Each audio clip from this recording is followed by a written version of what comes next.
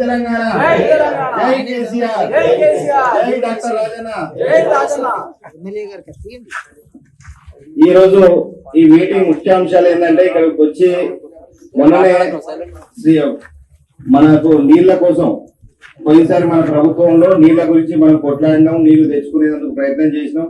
దానికి జియో తెప్పించుకున్నాం, కేటీఆర్ గారిని పిలిపించి మీటింగ్ పెట్టించి శంకుస్థాపన చేయించినాం. దానికి పనులు కూడా మొదలైనవి. 3 ఫేజుల్లో పనులు మొదలైతే 3 ఫేజులలో పనులు మొదలైతే ఒకటి కంప్లీట్ అయింది. దాని తర్వాత రెండింటిని కాంగ్రెస్ ప్రభుత్వం వచ్చిన తర్వాత అటకెక్కిన విషయం అందరికీ తెలుసు. ఇక్కడ కూడా పనులు ఏంటంటే మనం చేస్తున్నాం అంటే ఎవడో కన్నా బిడ్డను నా బిడ్డ ముద్దాడుకునేటట్టు ఈ కాంగ్రెస్ ప్రభుత్వం చేసింది. అవునా కాదా? మన దాంట్లో వచ్చింది జియో, మనం దాని గురించి కొట్లాడింది మనం, దీక్షలు చేసింది మనం. ఆ సాగునీటి సాధన కమిటీ చైర్మన్ ఉన్నది నేను, మంజూరు చేసింది డాక్టర్ రాజన్న గారు, పల్లరాజేశ్వర రెడ్డి గారు. అక్కడ నుంచి మంజూరు చేయించుకొని వచ్చి మన చేతిలో జియో కాపీ పెట్టింది. దాని తర్వాత ప్రోగ్రామ్ పెట్టిండ్రు. పెద్ద ఎత్తున కాంగ్రెస్, బీఆర్ఎస్ అందరు కూడా, ఎందుకంటే మన ఊరికి నీళ్ళు వచ్చినాయి కాబట్టి అన్ని పార్టీ వాళ్ళను, ఇది ఎందుకంటే మీకు అందరికీ తెలుసు, ప్రతి ఒక్క పార్టీ వాళ్ళను కేటీఆర్ గారి మీటింగ్ కి తీసుకుపోయినాం. ఎందుకంటే నీళ్లు తెప్పించారు కాబట్టి అందరు కృతజ్ఞతగా వచ్చింది. ఇవాళ ఎవరో మన పార్టీలో గెలిపించిన నాయకుడు పోయి గోడ దునకగానే ఆయనతో పాటు 4 గోడ దునికారు. చెల్తాయమ్మా? చెల్తాయా? చెల్ల నోటితోటి సమానం. మన పార్టీలో మనం గెలిపించుకొని కార్యకర్తల కష్టంతో, రక్తంతో ఇలా భుజాన్ని ఎత్తుకొని ఇంటింటికి తిరిగి బీఆర్ఎస్ కార్యకర్తలు, నాయకులు అందరు గెలిపిస్తే ఇవాళ ఏ పార్టీ అధికారంలో ఉంటే ఆ పార్టీలకు జంప్ చేసిన వాళ్ళని ఏమంటారు? ఏమంటారమ్మా? అవకాశవాదులను ఏమంటారు? ఓ అయ్యా, అయితే చాలా పెద్దవాడ. అయితే నువ్వు ఎట్టినట్టు అటు ఇటు కాని వాళ్ళు అవుతారు అన్నట్టు. అయితే అట్లా జరిగిపోయింది. ఇప్పుడు వచ్చేసి మేమేదో చేసినాం అని మళ్ళా వచ్చి కొబ్బరికాయ కొట్టి ఏదో చేసి అయినా కూడా పనులు ముందుకు పోలేదు. పోకపోయేసరికి మొన్న డాక్టర్ రాజన్న గారు పాదయాత్ర చేశారు.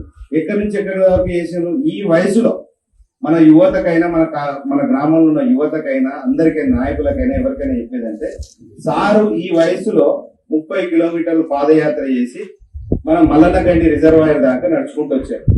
మొత్తం లింగంపల్లి మీద నుంచి 30 కిలోమీటర్లు, ఇక్కడ నుంచి వేలేరు మండలం నుంచి ఇక్కడ వరకు. అంటే అది చిన్న విషయం కాదు. అక్కడి నుంచి నడుచుకుంటూ వచ్చి పాదయాత్ర చేసి ఎక్కడ ఒక్క దగ్గర ఆగి అంతే ఒకటే రోజులో 30 కిలోమీటర్లు. అంటే వారి మనోధైర్యం ఎట్లాంటిది, వారికి రైతుల పట్ల ఉన్న ప్రేమ ఎట్లాంటిది, మనం ప్రాంతంకి నీళ్లు రావాలన్న ఆకాంక్ష ఎట్లాంటిది అన్నది మనం అందరం గమనిస్తాం. సరే, మేము మా రిక్వెస్ట్ మేరకు రాజన్న గారు ఏంటంటే ఆ గ్రామాల బయలు కొండాపూర్ రాలేదు, శ్రీపతిపల్లి రాలేదు.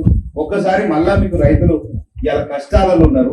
ఇవాళ ఒక చిన్న యూరియా బ్యాగ్ కోసం ఇంత కోసపడతాను అంటే చూడండి. ఒక్క యూరియా బ్యాగ్ కోసం అడుక్కున్న వాళ్ళ తిరిగా యూరియా బస్తా కావాలని అడుక్కున్న వాళ్ళ తిరిగా అవుతాను మన రైతుల పరిస్థితి. ఇంత దుస్థితి అవసరమా? ఇది ఎప్పుడన్నా 10 సంవత్సరాలలో బీఆర్ఎస్ ప్రభుత్వంలో ఇట్లాంటి పరిస్థితులు ఉండేనా? లేదు. ఇట్లాంటి దుర్మార్గమైన పరిపాలన, ఇంత దుస్థితి వచ్చింది. రైతులను ఏంటంటే పిచ్చగాళ్ళం చేస్తారని ఎక్కడ అనంగున్నాను, కానీ ఇట్లా పిచ్చగాళ్ళం చేస్తారని అందే. మనం ఈ ఊర్లో ఇలా మీటింగ్ పెట్టుకుందాం అనుకుంటే రైతులందరూ పోయి మల్కాంపూర్ ముందర లైన్లు కట్టి సార్ని ఆపిందంట. సార్ ఇక్కడ చూడండి సార్ అండి. ఇక్కడ కాదు మనం పెట్టుకోవాల్సింది, మీటింగ్ అక్కడ పెట్టుకోవాలి. పరిస్థితి అట్లా ఉన్నది. ప్రతి దగ్గరన్నా రైతులందరూ ఎక్కడ ఉన్నారంటే యూరియా షాప్ లో ముందరున్నారు. ఇది పరిస్థితి.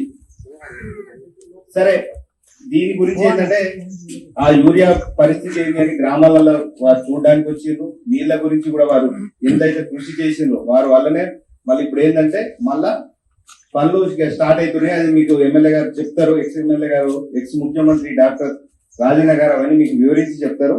సెలవు, నమస్కారం.